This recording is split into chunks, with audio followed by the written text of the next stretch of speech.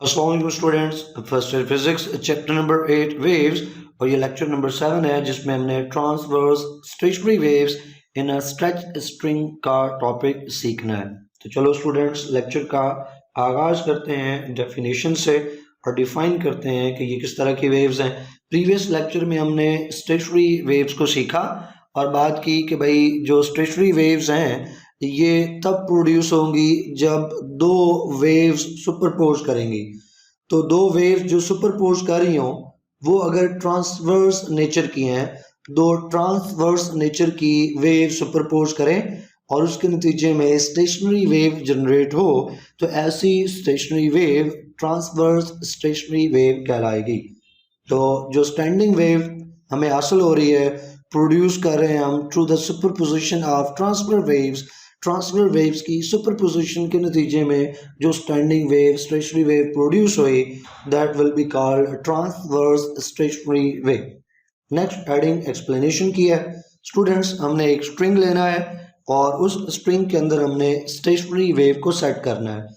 अब stationary wave जब हम स्ट्रिंग में प्रोड्यूस करेंगे तो स्ट्रिंग जो है वो नंबर ऑफ लूप्स के अंदर वाइब्रेट करेगा। वो एक लूप भी हो सकता है, 2, 3, 4 लूप्स भी हो सकते हैं। अब इसके लिए हमने एक स्ट्रिंग ले लेना है जिसकी लेंथ L है। इसको क्लैंप कर देना है, बांध कर देना है दोनों एंड से स्ट्रेच करके। जब इसको स्ट्रेच करके हमने बांध दिया तो उसके अंदर टेंशन T आ चुकी, जैसे कि आप इस डायग्राम के अंदर देख सकते हैं। ये सपोर्ट है, ये सपोर्ट दूसरी है और ये स्ट्रिंग, और स्ट्रिंग के दोनों एंड्स को स्ट्रेच करके क्लैंप कर दिया गया। स्ट्रिंग की लेंथ L और उसमें टेंशन T मौजूद है। अब इस स्ट्रिंग के अंदर हमने स्टेशनरी वेव्स सेट करनी है। सवाल पैदा होता है कि स्ट्रिंग में स्टेशनरी वेव्स कैसे सेट होंगी। जवाब है कि हम इस स्ट्रिंग को डिफरेंट लेंथ से प्लग करेंगे, ऊपर की तरफ खींचेंगे।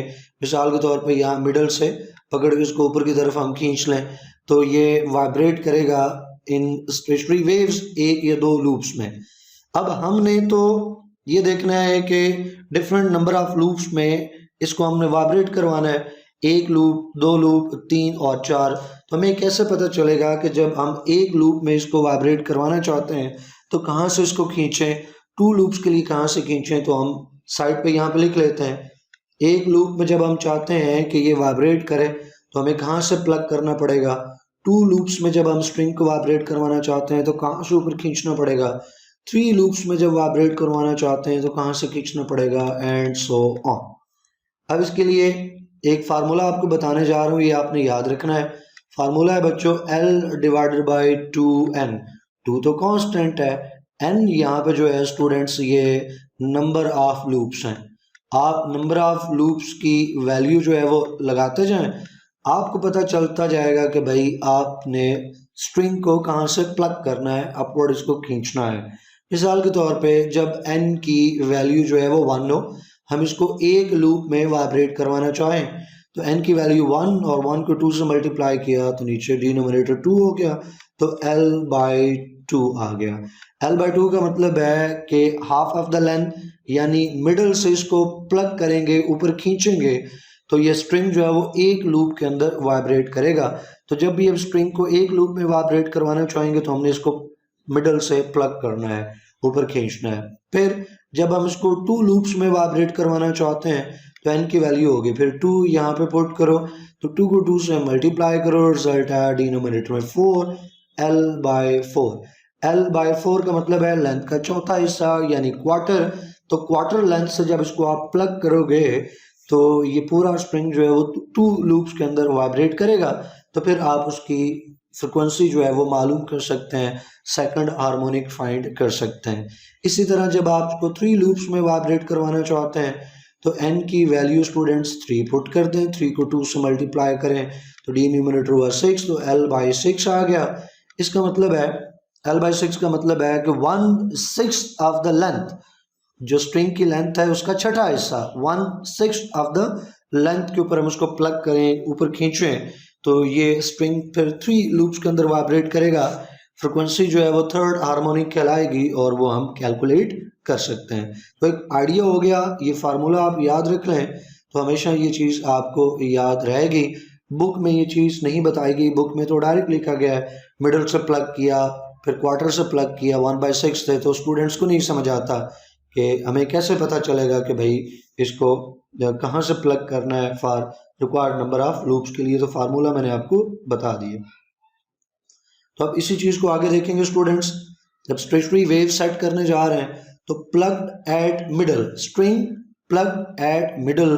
तो अभी मैंने ऊपर आपको बताया कि मिडल पे जब प्लग करेंगे तो कितने लूप्स में वाइब्रेट करेगा, एक लूप के अंदर वाइब्रेट करेगा। लेकिन कैसे, उसके लिए ज़रा देख लें इसके पॉइंट्स। जब आप इसको मिडल से प्लग करोगे तो दो ट्रांसवर्स वेव्स ओरिजिनेट होंगी स्ट्रिंग के अंदर उसी मिडल वाली जगह से।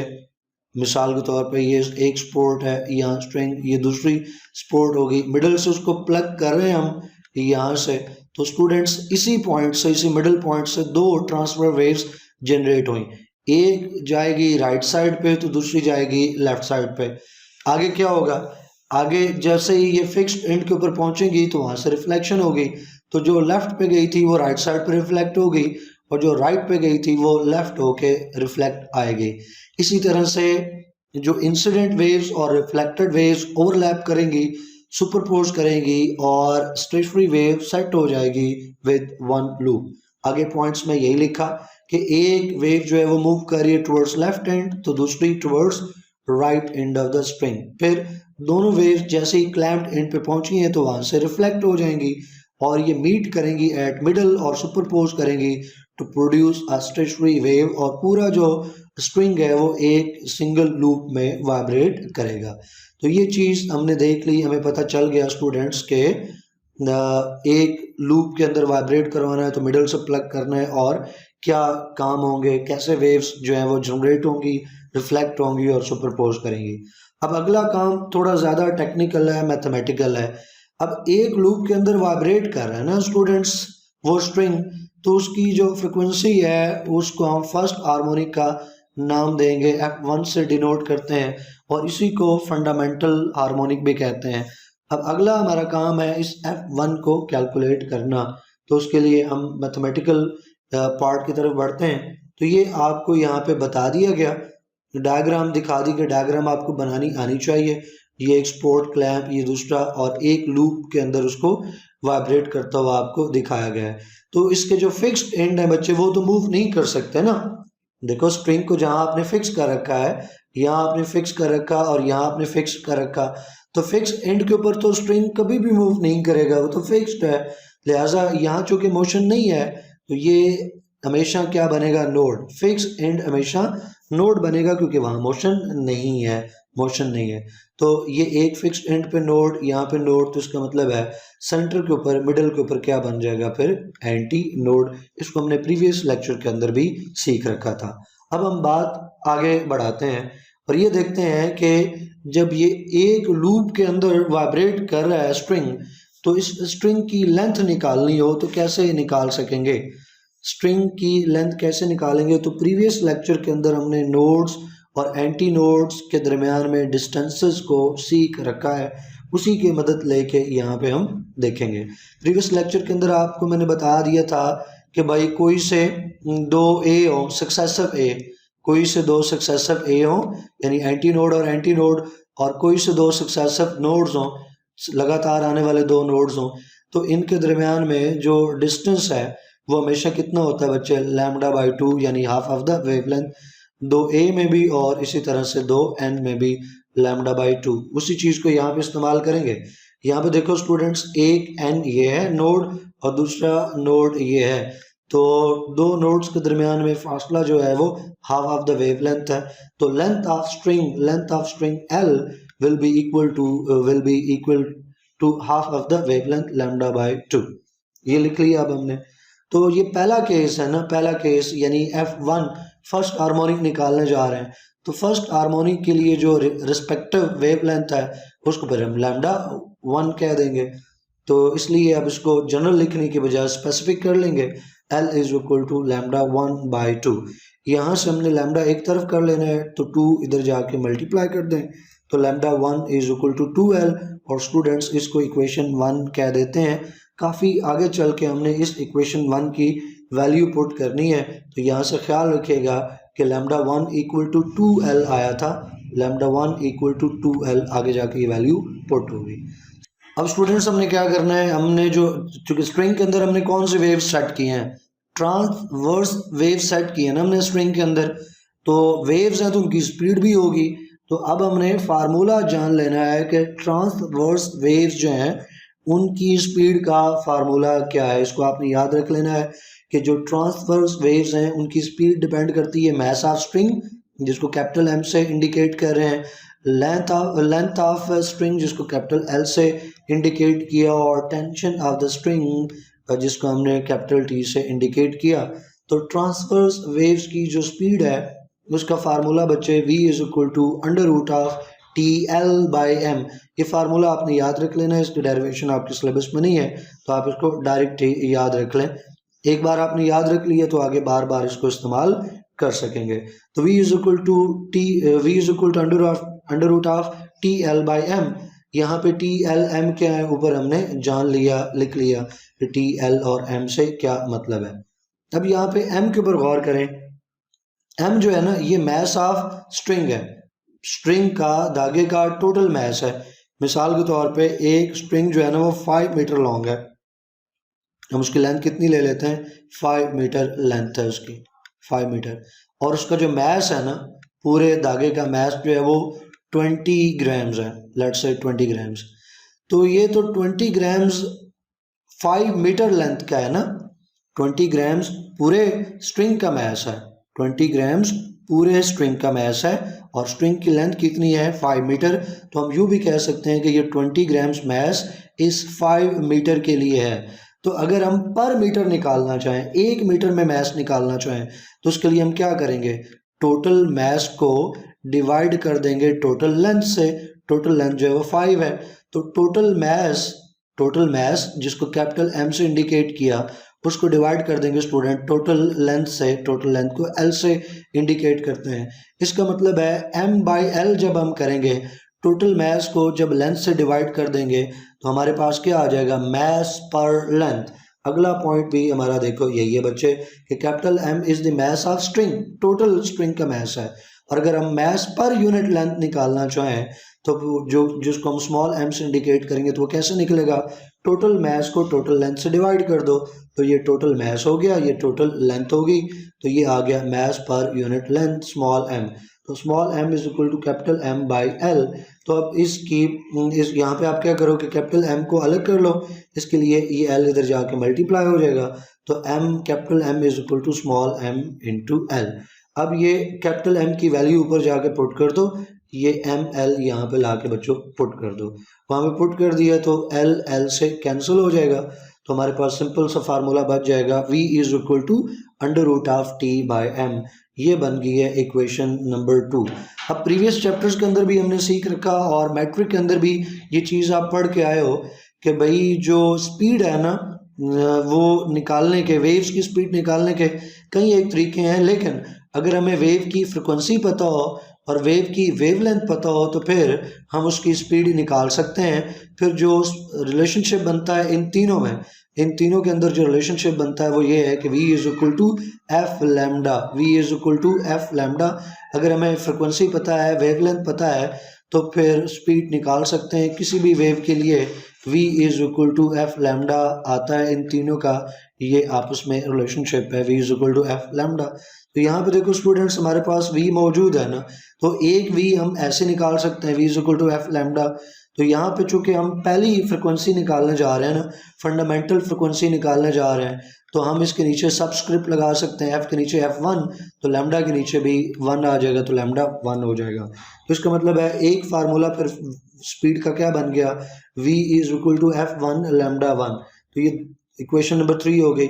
इन दोनों को कंपेयर करो, लेफ्ट हैंड साइड जो है वो इक्वल है, तो राइट हैंड साइड भी स्टूडेंट्स इनकी इक्वल होगी, तो राइट हैंड साइड को इक्वल कर दें। f1 lambda 1 is equal to under root of T by M. जब यहाँ हमें f1 फाइंड करना है तो लैम्डा 1 जो लेफ्ट हैंड साइड पे मल्टीप्लाई हो रहा है राइट हैंड साइड पे जाके डिवाइड हो जाएगा, तो राइट हैंड साइड पे डिवाइड हो जाएगा। तो एक तरीका है कि यहाँ पे हम इसको लैम्डा बाई 1 लिख दें। दूसरा तरीका ये है कि हम इसको यूँ भी लिख सकते हैं कि लैम्डा जो इधर लैम्डा बाई 1 है, यानी लेफ्ट हैंड साइड पे नीचे अपनी तरफ से हम 1 लगा सकते हैं ना, तो जब राइट हैंड साइड पे जाएगा तो इन्वर्स हो जाएगा। तो हम डायरेक्ट भी मैथ की इस ट्रिक को इस्तेमाल कर सकते हैं, बजाय कि 3-4 स्टेप करें, डायरेक्ट हम इसको लिख सकते हैं कि इधर ला के हमने इसको इन्वर्स कर दिया, सेम चीज़ है, वही बात है। तो अब हो गया बच्चे 1/λ1 into under root of T by M. तो λ1 की वैल्यू ऊपर हमने इक्वेशन 1 में बना रखी है। इक्वेशन 1 में λ1 हमने कहा था कि it is equal to 2l। तो यहाँ से λ1 हटाएंगे और उसकी वैल्यू बच्चों पुट कर देंगे 2l। जैसे ही आपने उसकी वैल्यू पुट कर दी तो आपके पास फर्स्ट हार्मोनिक का एक्सप्रेशन आ गया, f1 is equal to under root of 1/2l into under root of T by M. तो स्टूडेंट्स f1 जो है वो क्या कहलाएगी, फंडामेंटल फ्रिक्वेंसी या फर्स्ट हार्मोनिक। ये प्रीवियस लेक्चर के अंदर भी हम सीख चुके हैं। जिस तरह से पहले हमने स्ट्रिंग को एक लूप में वाइब्रेट करवाया, इसी तरह से अब हम स्ट्रिंग को 2 लूप्स में वाइब्रेट करवाना चाह रहे हैं। उसके लिए हमने स्ट्रिंग को प्लग करना है बच्चे क्वार्टर लेंथ से। क्वार्टर लेंथ से क्यों प्लग करना है, हमें कैसे पता चलेगा 2 लूप्स के लिए क्वार्टर लेंथ से प्लग करना है, तो ऑलरेडी मैं फार्मूले की मदद से स्टार्ट में एक्सप्लेन कर चुका हूँ। तो जब बच्चे इसको क्वार्टर लेंथ से आप प्लग करोगे तो इसमें स्टेशनरी वेव सेटअप होंगी और पूरा जो स्ट्रिंग है वो 2 लूप्स में वाइब्रेट करेगा और इसकी फ्रिक्वेंसी को आपकी बार f2 से इंडिकेट करेंगे और वेवलेंथ को λ2 से डिनोट करेंगे। f2 जो है वो सेकंड हार्मोनिक कहलाएगी, जैसे आपको यहाँ पे डायग्राम पे नज़र आ रहा है। ये स्प्रिंग है जो कि 2 लूप्स में वाइब्रेट कर रहा है। ये एक लूप हो गया स्टूडेंट्स, तो ये दूसरा लूप है। अब हमने क्या करना है, उसी तरह जिस तरह पहले किया कि पहले लेंथ मालूम करनी है, लेंथ और वेव लेंथ का रिलेशनशिप एस्टैब्लिश करना है, फिर फ्रिक्वेंसी का फार्मूला लगाना है और फिर हमने f1 जो है f1 की मदद से f2 जो है वो कैलकुलेट कर लेना है। तो लेंथ निकालने जा रहे हैं, तो लेंथ कैसे निकलेगी, जैसे ऊपर हमने देखा कि भाई नोड और नोड के दरमियान में फासला कितना होता है λ/2 का, फिर आगे भी नोड और नोड है तो यहाँ पे भी कितना डिस्टेंस होगा λ/2 का। तो टोटल डिस्टेंस यहाँ से लेके यहाँ तक स्ट्रिंग का टोटल डिस्टेंस, स्ट्रिंग की टोटल लेंथ l वो निकालनी हो, तो इसका मतलब है λ/2 प्लस λ/2 कर दो। लेकिन ये लैम्डा चूंकि सेकंड हार्मोनिक का है तो लैम्डा के नीचे सबस्क्रिप्ट 2 लगा देंगे, तो λ2/2 प्लस λ2/2। अब इसको ऐड करो तो एलसीएम ले लो, एलसीएम 2 आ जाएगा, एक लैम्डा प्लस दूसरा लैम्डा, तो 2 λ2/2। अब कुछ स्टूडेंट्स हैं वो कहेंगे कि भाई अच्छा यहाँ 2 से इसको कैंसिल कर दें, तो आप कैंसिल कर सकते हैं, लेकिन बाद में जाके आपको दोबारा ये इंट्रोड्यूस करवाना पड़ेगा एक जगह पे, एक पॉइंट पे। इसलिए चूंकि हमें बाद में इसकी ज़रूरत है तो यहाँ पे हम इसको कैंसिल नहीं करते, इसी तरह रखते हैं। तो ये जो 2/2 यहाँ पे λ2 के साथ है, इसको इधर l के साथ ले आए तो इधर नीचे वाला 2 ऊपर जाए और ऊपर वाला नीचे आए, तो 2 ऊपर हो या नीचे हो तो 2 तो 2 है, इसलिए इसी तरह से इसको l के साथ ले आए तो 2l/2 हो जाएगा।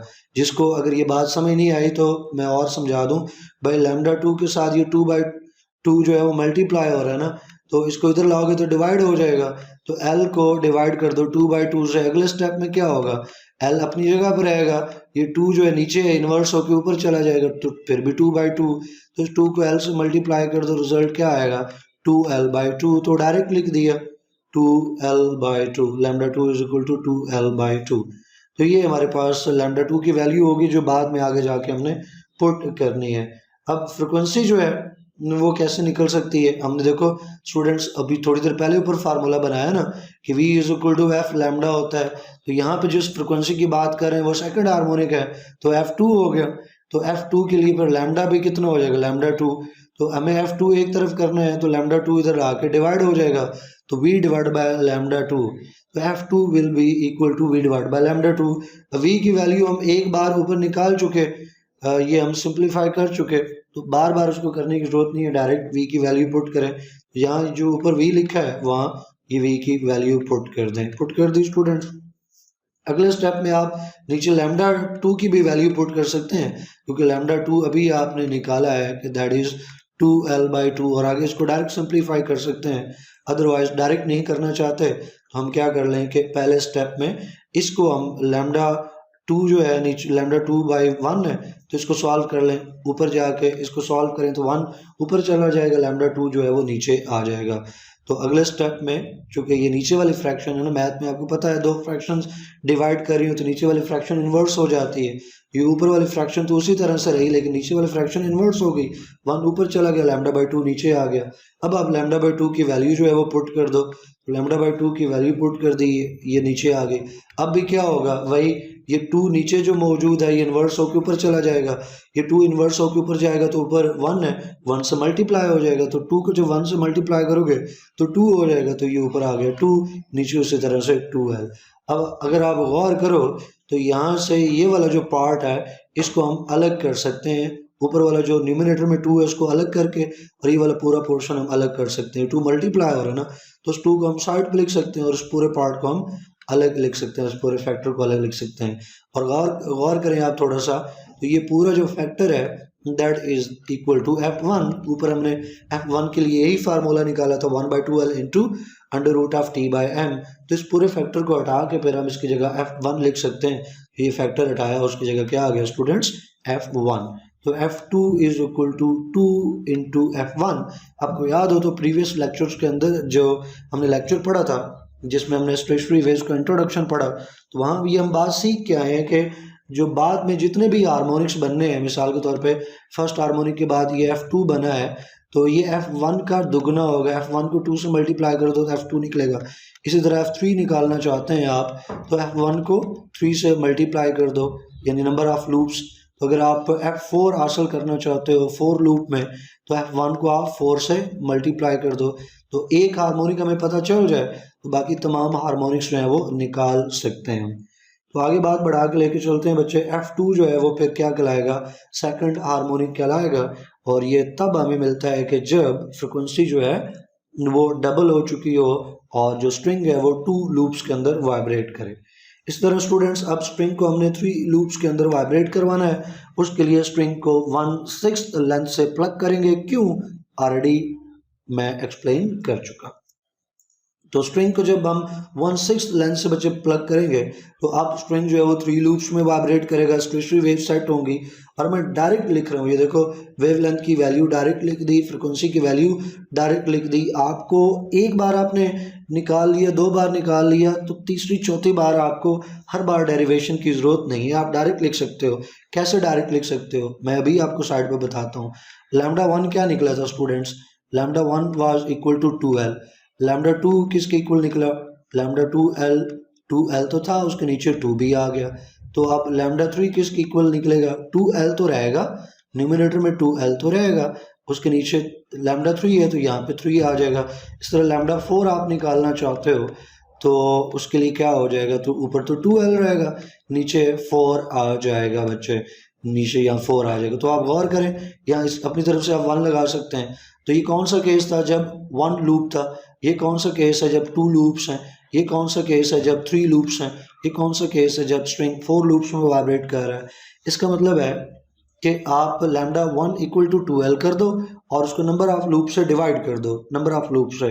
तो एक लूप है तो 2l/1 हो जाएगा, 2 लूप्स हैं तो 2l/2 हो जाएगा, 3 लूप्स हैं तो 2l/3, 4 लूप्स हैं तो 2l/4 हो जाएगा। तो एक बार जब आपने निकाल लिया, इन दो की तो डेरिवेशंस हमने की, मिडल से भी प्लग किया, फिर हमने उसको क्वार्टर से भी प्लग किया। अगली दफ़ा के लिए हमें λ3 और λ4 के लिए हर बार उसको निकालने की ज़रूरत नहीं है, डायग्राम बनाने की ज़रूरत नहीं, आप डायरेक्ट लिख सकते हैं। तो λ3 will be equal to 2l/3 हो जाएगा। और फ्रिक्वेंसी क्या हो जाएगी बच्चे, फ्रिक्वेंसी अभी तो मैंने ऊपर आपको ये सिखाया, f3 निकालना हो तो कैसे आएगा, 3f1, f4 निकालना हो तो कैसे आएगा, 4f1। तो फ्रिक्वेंसी भी हम डायरेक्ट लिख सकते हैं कि थर्ड हार्मोनिक हो जाएगा बच्चे 3f1 के इक्वल। इसी तरह से आप 4 के लिए भी बात कर सकते हैं, 5th के लिए बात कर सकते हैं, लेकिन इतना ज़्यादा आगे जाने की ज़रूरत नहीं है, यहीं पे आप n नंबर ऑफ लूप्स की बात कर लें। तो जब स्ट्रिंग को आप n नंबर ऑफ लूप्स में वाइब्रेट करवाना चाहते हैं तो आप किसी आर्बिट्रेरी पॉइंट से उसको प्लग करेंगे और स्ट्रिंग जो है हमें नहीं पता कितने नंबर ऑफ लूप्स में वाइब्रेट करेगा, तो हमने कह लिया n नंबर ऑफ लूप्स में वाइब्रेट करेगा। अभी ऊपर मैंने लैम्डा का लूप्स के साथ और लेंथ के साथ जो रिलेशनशिप है मैंने आपको बताया, मैंने कहा इधर आ जाएगी लैम्डा और ये n नंबर ऑफ लूप्स, किस लूप के लिए आप वेवलेंथ निकालना चाह रहे हो, यहाँ पे न्यूमिनेटर में l रहेगा और यहाँ पे अगेन नंबर ऑफ लूप्स आ जाएगा, जैसे ऊपर मैंने यहाँ पे आपको समझाया। देखो ये एक लूप का केस था पहले लूप का, और यहाँ पे न्यूमिनेटर में तो 2l रहेगा, नीचे उसके नीचे लूप का नंबर आ जाएगा 1। इस तरह जब सेकंड लूप था तो लैम्डा 2l न्यूमिनेटर में रहेगा और नीचे नंबर ऑफ लूप्स आ जाएंगे 2। इसको जनरलाइज कर लें तो lambda n is equal to 2l/n, जबकि n यहाँ पे क्या है, नंबर ऑफ लूप्स हैं। इस तरह फ्रिक्वेंसी की बात करें तो फ्रिक्वेंसी f1 हमें पता चल जाए तो हम फिर दूसरे जब 2 लूप्स हों तो तब f2 होगी और वो f1 का डबल हो जाएगी, ऊपर हमने बात की। इस तरह जब 3 लूप्स हों तो फ्रिक्वेंसी क्या हो जाएगी स्टूडेंट्स, f3। तो f3 है तो कैसे निकलेगी, 3 इंटू f1। तो अगर n नंबर ऑफ लूप्स हों, n नंबर ऑफ लूप्स हों तो फिर n नंबर ऑफ फ्रिक्वेंसी या nth frequency nth harmonic equal हो जाएगा f1 और नंबर ऑफ लूप्स मल्टीप्लाई कर दो तो यहाँ पे देखो भाई है fn into nf1। Students last के ऊपर जो एडिंग है वो कंक्लूजन्स के, तो ऊपर जो हमने बातें पढ़ी उसको कंक्लूड करते हैं। स्ट्रिंग जो है वो रेजोनेट करेगा, वाइब्रेट करेगा नंबर ऑफ सेगमेंट्स या लूप्स में, 1 2 3 4 n नंबर ऑफ लूप्स या सेगमेंट्स हो सकते हैं। फिर जो है वो स्ट्रिंग रेजोनेट करेगा या वाइब्रेट करेगा तभी जब स्ट्रिंग की लेंथ और जो हाफ वेव लेंथ है उसके दरम्यान में रिलेशनशिप जो है वो होल नंबर मल्टीपल का हो। यानी स्ट्रिंग की लेंथ को यहाँ से l से इंडिकेट कर दें, l इक्वल टू, अगर l इक्वल टू λ/2 है तो ये फर्स्ट लूप की कंडीशन है जब स्ट्रिंग जो है वो एक लूप में वाइब्रेट करेगा। तो ये दूसरे लूप की कंडीशन है जब स्ट्रिंग 2 लूप्स में वाइब्रेट करेगा। ये थर्ड लूप के लिए, फोर्थ नंबर ऑफ लूप्स के लिए, n नंबर ऑफ लूप्स के लिए। और फिर लास्ट के ऊपर ये चीज़ भी आपके लिए अहम है कि जैसे जैसे नंबर ऑफ लूप्स इंक्रीज होते जाते हैं बच्चे, वैसे वैसे जो फ्रिक्वेंसी है वो इंक्रीज होती है, वेवलेंथ डिक्रीज होती है, लेकिन स्पीड के ऊपर फर्क नहीं पड़ता। तो हमने सीख रखा है students v is equal to F lambda होता है। तो इसका मतलब है कि जब f इंक्रीज हो रहा है तो वेवलेंथ डिक्रीज हो रही है, तो दोनों एक चीज़ इंक्रीज हो रही है, एक डिक्रीज हो रही है और आपस में मल्टीप्लाई हो रहे हैं, तो रिजल्ट जो है वो कांस्टेंट रहेगा। जिनको ये बात समझ नहीं आती उन्हें मैं यहाँ पे एक्सप्लेन कर देता हूँ। फ़र्ज़ कर लो पहली फ्रिक्वेंसी आप ले लो 5, पहली फ्रिक्वेंसी आप 5 ले लो और उसके ऊपर जो वेव लेंथ है वो 4 यूनिट ले लो, रिजल्ट क्या आएगा स्टूडेंट्स, 20 आएगा। अब की बार फ्रिक्वेंसी जो है वो डबल कर दो, फ्रिक्वेंसी आप बढ़ा के कितनी कर लो, फ्रिक्वेंसी बढ़ा के 10 कर लो, तो जो वेव लेंथ है वो डिक्रीज हो जाएगी, फ्रिक्वेंसी डबल हुई है तो वेव लेंथ जो है वो आधी हो जाएगी, आधी होकर 4 से 2 हो जाएगी, तो 10 इंटू 2 रिजल्ट अब भी कितना रहेगा 20। तो यही चीज़ तो आपको बता रहा था कि जब फ्रिक्वेंसी बढ़ेगी वेव लेंथ डिक्रीज होगी और इन दोनों की जो प्रोडक्ट है वो फिर भी कांस्टेंट रहेगी, speed of the wave constant रहेगी। स्टूडेंट्स अब आपको लैब में एक रियल पिक्चर दिखाता हूँ स्टेशनरी वेव्स की। तो यहाँ पे देखें ये आपको स्ट्रिंग नज़र आ रहा है और स्ट्रिंग को यहाँ से लेके क्लैंप कर दिया गया, यहाँ पे 2 एंड्स उसको बांध दिए गए। ये सिस्टम है, ऑपरेटर्स है, यहाँ पे कंट्रोल है फ्रिक्वेंसी का, फ्रिक्वेंसी अप डाउन कर सकते हैं। तो फ्रिक्वेंसी बढ़ाते जाएं, नंबर ऑफ लूप्स जो है वो बढ़ते जाएंगे। इस वक्त जो है वो इस स्टेशनरी वेव जो है वो 3 लूप्स के साथ जो है मौजूद है, या आप कह सकते हैं कि जो स्ट्रिंग है वो 3 लूप्स में रेजोनेट कर रहा है, वाइब्रेट कर रहा है। आई होप कि तमाम चीज़ें आपको समझ आई होंगी, कंसेप्ट क्लियर हुआ होगा। कोई कन्फ्यूजन हो, कोई क्वेश्चन हो तो कमेंट सेक्शन में पूछिएगा। इंशाल्लाह नेक्स्ट वीडियो में मिलेंगे। टिल देन अल्लाह हाफिज़।